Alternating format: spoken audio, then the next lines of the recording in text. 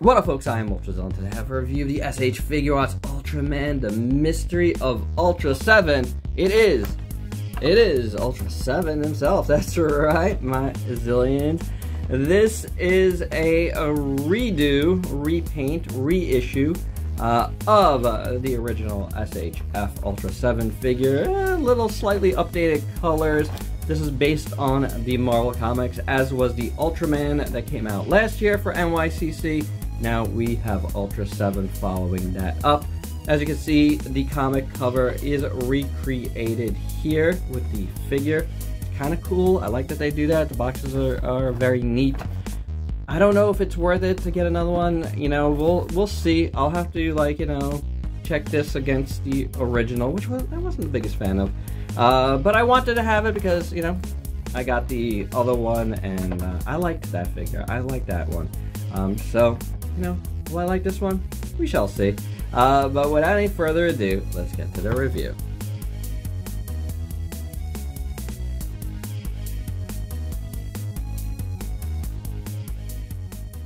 And there's ULTRASEVEN out of the package, but before we get to him, his accessories are as follows. He has a bunch of hands. There goes one hand. Let's get that before I lose it. Shall we? There we go. So we got some, you know, beam hands, some I-beam hands, some fist hands, some kind of holding hands. Then you would need for the eye slugger and stuff, some open hands, so a bunch of different hands. They're okay. And speaking of the eye slugger, that's another accessory. Comes out pretty easy. Always a problem. It's amazing that I didn't lose my other one for the other figure. But, you know, you could put this in his hand. I would say like so. Like this. So he could toss it, if you so wish. Pop off a hand there.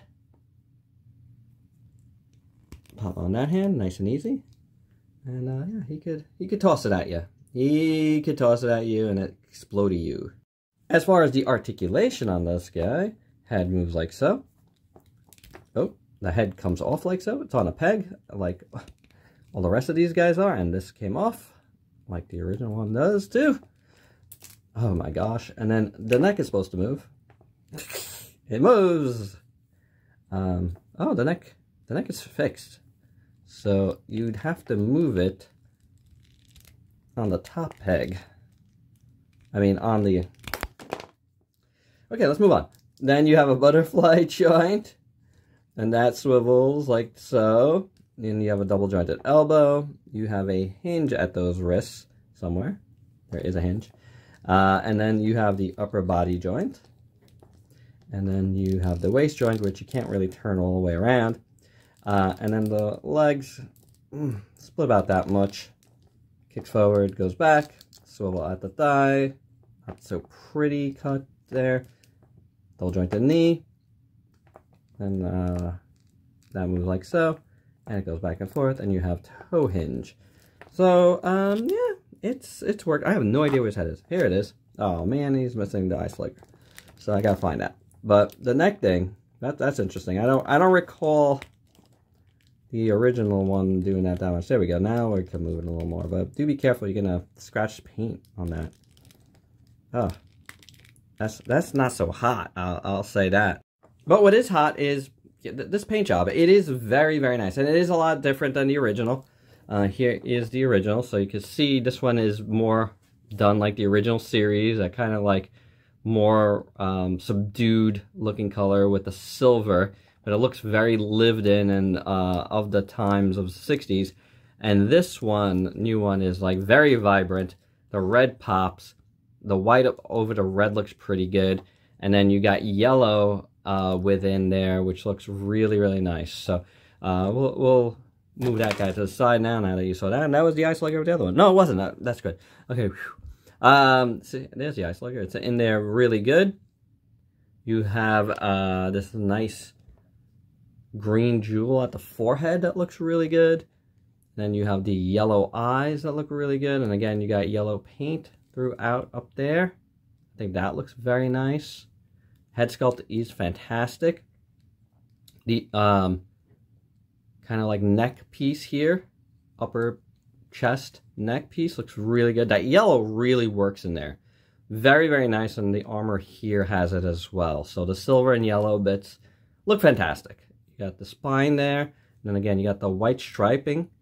It looks really good over the red. It doesn't look translucent at all. That's nice.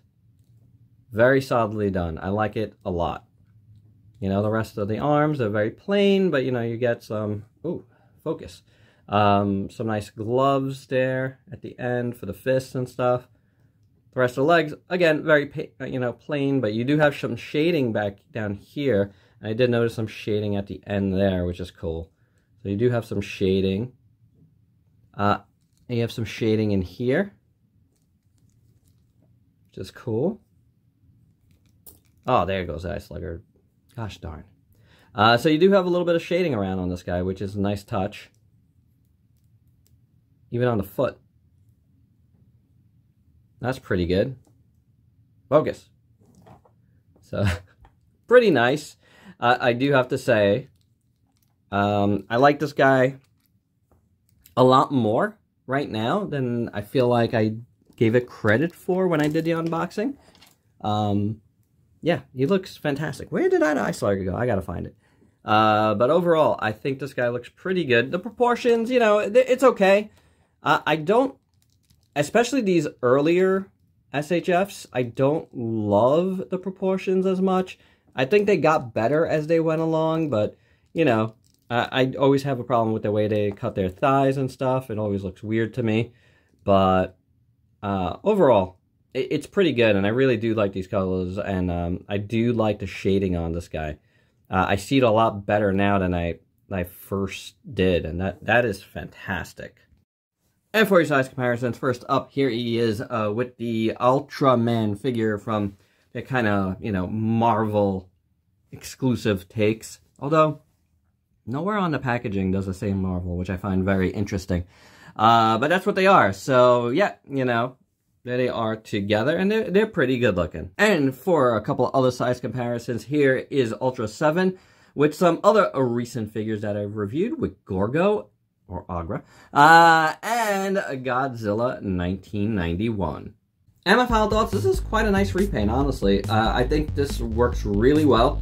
You know, it's got the same quirks that the original has, like the Ice Slugger coming out easy, and, you know, things about the SHF designs for the Ultras that I personally don't love.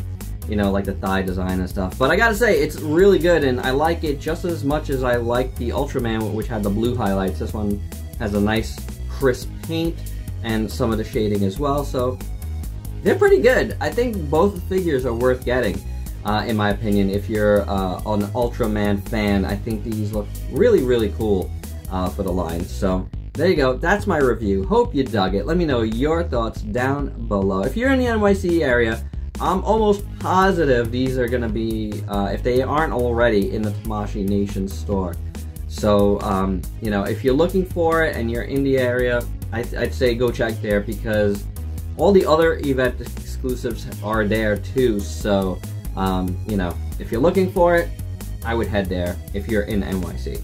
If not, you know, next time Tamashii has a show and they roll through your area, or Tamashii is at a show in your area, check, because that's how they've done their event exclusives. They've kind of brought them to different shows, so you could have your chance to get ULTRASEVEN once it's all said and done anyway. And there you go. But I would say that don't expect these guys to go online, because I think, you know, with that weird Marvel thing that I'm talking about, like that weird licensing, these guys specifically are probably only available at shows or in store. So do keep that in mind. If you're, you know, waiting for it to pop up online. Alright, and there you go. That's my review. Hope you dug it. Let me know your thoughts down below. If you're new to the channel, why don't you go ahead and sub yourself for daily content, and let me help you diversify your collection. Till next time, peace out, peeps.